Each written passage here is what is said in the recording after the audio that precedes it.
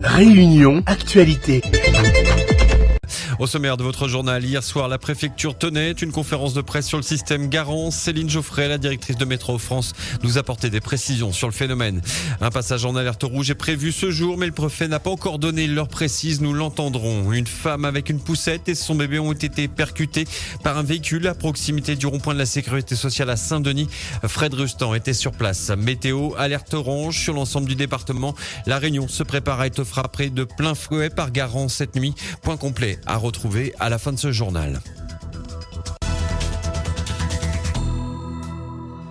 Hier à 18h, une conférence de presse a eu lieu à l'hôtel de préfecture afin de faire le point sur l'évolution du phénomène cyclonique Garance. Et Céline Geoffrey, directrice interrégionale de Météo France, nous expliquait comment le phénomène allait se développer jusqu'à l'approche de nos côtes. Dans son cycle de vie, Garance va connaître un pic d'intensité vraisemblablement jusqu'au stade cyclone tropical intense. Elle sera alors à quelques centaines de kilomètres de la Réunion. Elle devrait connaître ensuite une phase d'affaiblissement lors de l'approche finale de la Réunion. Et donc le scénario est celui d'un cyclone tropical en impact direct. Ce système est toujours prévu de petite taille, donc une zone de temps dangereux d'extension géographique limitée autour du cœur. Et comme je le disais hier, ces systèmes sont susceptibles de connaître des variations rapides d'intensité. En tout état de cause, Garance s'annonce comme un phénomène cyclonique dangereux, susceptible de générer des vents très destructeurs, de fortes pluies, un état de la mer dangereux à son arrivée sur la Réunion, avec un impact significatif sur les 3 paramètres classiques, houle, forte pluie et vent. Voilà, c'était donc Céline Geoffrey en direct de la préfecture hier soir au micro de Frédéric Rustan. Le préfet de la Réunion, Patrice Latron, annoncera l'horaire de passage en alerte rouge dans la journée. Hier soir, lors d'un point presse, le préfet a confirmé que Garance est un phénomène puissant et dangereux. On écoute Patrice Latron, le préfet de la Réunion. On a affaire à un phénomène puissant. Et l'incertitude, c'est sur la façon dont il pourrait décroître, s'affaiblir en arrivant sur les reliefs de la Réunion. Mais on a un gros phénomène qui est en train d'arriver. C'est son évolution, la trajectoire et la puissance qui vont déterminer l'heure à laquelle je déclencherai le confinement, mais il est à peu près certain qu'il y aura confinement. Je dirais par prudence, plutôt entre le milieu de journée et le début de soirée. On décrétera l'alerte rouge. Voilà, vous l'avez entendu, donc un passage en alerte rouge en milieu, voire fin de journée d'aujourd'hui. Restez bien à l'écoute de la radio, l'heure de passage en alerte rouge devrait être communiquée ce matin. Plus d'1 an que Bellal a frappé notre île et à l'approche d'un nouveau phénomène à proximité de notre île Garance. Certaines personnes subissent encore les stigmates du cyclone Bellal, poteaux arrachés, infiltration, menuiseries abîmées. Les bailleurs et même EDF n'ont pas l'air d'être très pressés d'intervenir pour réparer les dégâts. On écoute vos coups de gueule. Ça fait 1 an presque, il y a ma belle-mère qui a un gros fil qui pend sur son portail, un fil de courant, un gros câble quoi. Et c'est dangereux, ça touche le portail, on est obligé de baisser la tête pour sortir. Depuis Bellal, c'est-à-dire l'année dernière, on se rend compte, c'est grave, hein. C'est bien beau de dire faut se mettre à l'abri et tout, mais là on est en danger, là on rigole plus, là c'est grave, ça fait 1 an là. J'en ai marre, il y a des fils courants qui passent chez moi sur ma maison. J'ai appelé depuis avant le cyclone Bellal pour enlever ces 2 branches, il n'est jamais venu. Mais comment je fais? Moi, je suis une femme toute seule, je suis malade. J'avais appelé l'année dernière quand il y a eu Bellal. J'étais ravine du pont dans les Hautes-Petites-Îles pour un bailleur social. Ma baie vitrée avait lâché. Il n'y a plus de système de verrouillage. Il y a une entreprise qui est venue, qui a vu l'état. L'eau est rentrée en grande quantité quand il y a eu Bellal. Le mur qui tient à l'escalier a été infiltré d'eau et gonflé énormément. Toute ma peinture dessus est partie. L'ouvrier qui est venu avec l'entreprise a dit qu'il n'avait jamais vu ça. Il a dit je fais le devis pour la Sodexis et moi je viens faire le nécessaire. Là il y a un autre cyclone qui va se passer. Qu'est-ce qui va se passer là? Oui, effectivement. Alors, vous pouvez bien sûr continuer à nous signaler en fait vos coups de gueule, puisque on vous rappelle que la menace du cyclone Garance est imminente. Et puis, on passe à cette autre information qui s'est passée hier soir du côté de la CGSS à Saint-Denis. Une femme et son bébé dans sa poussette ont été renversés sur le boulevard Sud. Il était environ 19h30 quand les pompiers et les policiers sont appelés pour secourir cette dame qui a été prise en charge dans l'ambulance des pompiers très rapidement. Frédéric Rustan était sur place pour des précisions. On est du côté du boulevard Doré, on est à la station Ola qui se trouve à côté du boulevard Doré, on est à la sécurité de Saint-Denis. Donc on est avec le VSAB des pompiers qui est là, les forces de l'ordre qui sont là aussi sur place. Il y a une dame à l'intérieur du véhicule des pompiers qui était prise en charge. Elle traversait le rond-point, vous savez, rond-point du boulevard Sud aussi, on peut l'appeler comme ça. Et elle a été renversée donc avec la poussette et son enfant. Elle a été mise au sol. Donc les pompiers sont venus en urgence sur place et sont déplacés assez vite, avec les forces de l'ordre qui sont là aussi en train de sécuriser, intervention aussi des pompiers qui sont là en train de prodiguer les premiers soins à la dame qui se trouve actuellement dans l'ambulance. Mais elle est encore consciente et elle est en train de prendre ses connaissances. Donc elle a traversé effectivement avec une poussette tout à l'heure. Les premières informations que nous avons eues et elle a été renversée donc sur ce rond-point. Voilà pour vos informations Radio Guidage, appelez-nous 41 51 51. Je rajoute qu'hier soir, avant 22h, un homme ou en tout cas une personne aurait été renversé. Alors renversé ou bien cette personne allongée à terre s'est fait rouler dessus. Ça se passait un petit peu avant 22h. On vous en dira plus dans le journal tout à l'heure de 8h30. Un groupe électrogène pour alimenter des habitations. Les habitants du quartier du Tapage à la rivière Saint-Louis sont remontés. EDF leur coupe le courant depuis plusieurs semaines et à plusieurs reprises sans trouver de solution au problème. Ils préfèrent dépanner les abonnés du secteur en alimentant le quartier avec un groupe électrogène, mais ils oublient de faire le plein. Écoutez. On est habitants du Tapage à la rivière Saint-Louis. Et en fait, là, en 3 mois de temps, ça fait déjà 5 fois qu'on n'a plus d'électricité. Ça a duré un certain moment plus de 24 heures. Et là, aujourd'hui, on a un groupe électrogène. Et en fait, ils viennent pas recharger en temps et en heure. Là, ça fait déjà depuis 3 heures du matin qu'on n'a pas d'électricité. Tous nos appareils électroménagers, du coup, sont à chaise parce qu'à chaque fois, couper, remettre. On a des personnes âgées qui ont besoin d'électricité parce qu'ils ont des oxygènes, etc. Et en fait, c'est très, très problématique et c'est pas pris au sérieux par EDF. Depuis le week-end dernier, ça dure. Ça coupe, ça revient, ça dure une journée. Et là, ce matin, depuis 1h30. Donc, le groupe, c'est bien, mais à un moment, ça prend à la tête, quoi.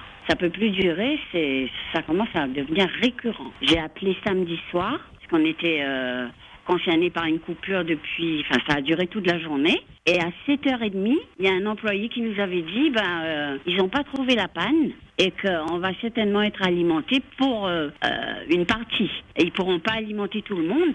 Une situation qui dure depuis plusieurs semaines. Nous sommes dans le quartier du Tapage sur la commune de Saint-Louis. Le candidat au municipal à la mairie de Saint-Leu, Thierry Robert, est allé hier avec des militants demander audience au premier magistrat de la ville, Bruno Domaine. Celui-ci refuse de les recevoir et demande un collectif minimum de 300 personnes pour le rencontrer. Escorté de la police municipale, il prend son véhicule pour partir, mais c'est sans compter sur Thierry Robert, qui est venu au secours des Saint-Leusiens à sa manière. Écoutez.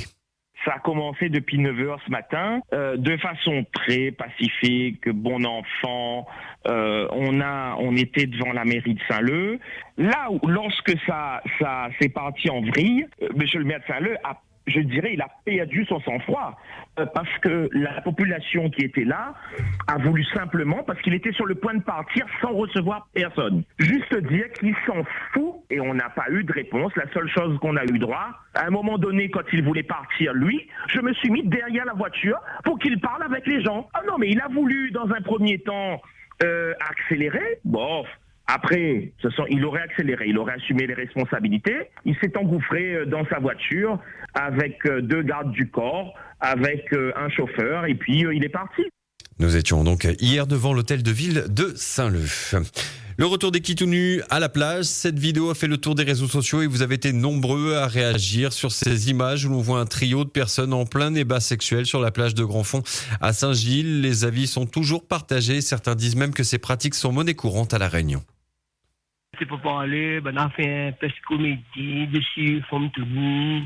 Ouais, mon commandant l'eau. Des bruits, c'est problème, moi, si on a un problème, téléphone la loi, pourquoi le madame parti filmer, tiens? Mais là, c'est un petit travail, moi. Encore, ils ont filmé, après, ils disent pas, et fait pas ça, des bruits, c'est un problème, comment? De toute façon, là, comme là, les films développés, quel petit marrant, il connaît pas bonne affaire, comment? Malheureusement, la plage de Trou-d'eau, au niveau de Saint-Gilles et dans les environs, on est à se demander si on est encore à La Réunion. Vous allez me dire si j'ai tort ou j'ai raison, mais on se demande, dans le coin, il ne faudrait pas appeler Zoreilland. Si c'était des Réunionnais qui avaient fait ça, il y aurait eu les amendes, il y aurait eu pas mal de polémiques sur le créole. J'entends la polémique, que les gens font l'amour là et là, parce que ça a toujours existé. Moi, je me rappelle, quand on était enfant, on allait se promener, on allait chercher des fruits, on allait chercher des cannes, on allait chercher tout ça. On tombait bien souvent sur des couples en train de faire ça. Alors, aujourd'hui, j'ai l'impression que les gens, ils sont devenus prudes, ou alors, je sais pas, c'est un peu de jalousie, je sais pas. Alors les Kitounis, vous pouvez continuer à donner votre avis sur notre antenne au 02 62 99 12 00. Allez, c'est ainsi qu'on ferme ce journal. On peut passer tout de suite à la météo avec Katoï. Restez branchés avec Katoï tout au long de l'alerte avec les groupes électrogènes Colère, SDMO.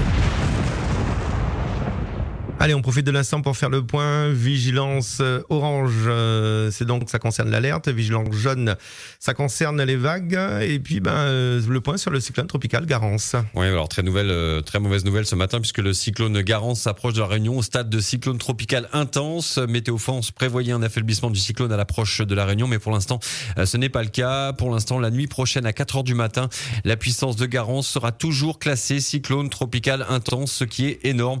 Nous allons essayer bien sûr d'avoir un prévisionniste comme nous vous le disions dans la précédente édition pour faire le point avec vous, mais préparez-vous à passer une nuit terrible. Concernant le point de situation à 4h, le système était situé à 340 km au nord de la Réunion, vers 17 degrés 8 sud et 55 degrés 0 est. Il se déplace vers l'est à 7 km/h. Et ce qu'on peut attendre aujourd'hui, alors bien sûr on attend le préfet pour un passage en alerte rouge prévu cet après-midi. Alors début, milieu, fin, ça reste encore à déterminer. On en saura plus dans le courant de la matinée. Ce qui est sûr, c'est que le temps va se dégrader. Les nuages vont faire place à des averses, parfois orageuses. Le vent va se renforcer. La houle est déjà en train de se renforcer, donc soyez prudents si vous êtes sur les bords de mer. Et on parle de vent atteignant 70 à 80 km/h ce matin. Ça pourra atteindre cette nuit 150 km/h sur le littoral, voire 200 km/h dans les hauts. Donc vraiment un système qui va nous frapper de plein fouet de nord au sud. Les hauteurs des vagues, elles, sont attendues de 7 à 8 mètres dans la nuit. Donc soyez extrêmement prudents et restez informés. On rappelle que l'aéroport fermera ses portes à 10h, que nous sommes... 10h30. 10h30, oui, effectivement, vous avez raison.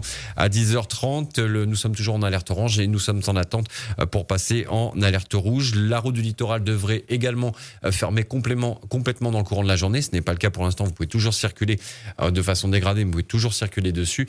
Et on attend bien sûr toutes les autres informations qui devraient remonter. On est en vigilance crue également. On a eu cette alerte. Alors pas de point significatif, pas d'endroit précis, mais on rappelle cette vigilance concernant les radiers et les ravines, et puis bien sûr la houle qui peut être importante, qui peut être belle mais problématique, en tout cas dangereuse. Donc soyez prudents, ne vous approchez pas des bords, vraiment restez prudents. Outremernews.fr, le site de l'actualité Outre-mer, 24 heures sur 24 et 7 jours sur 7.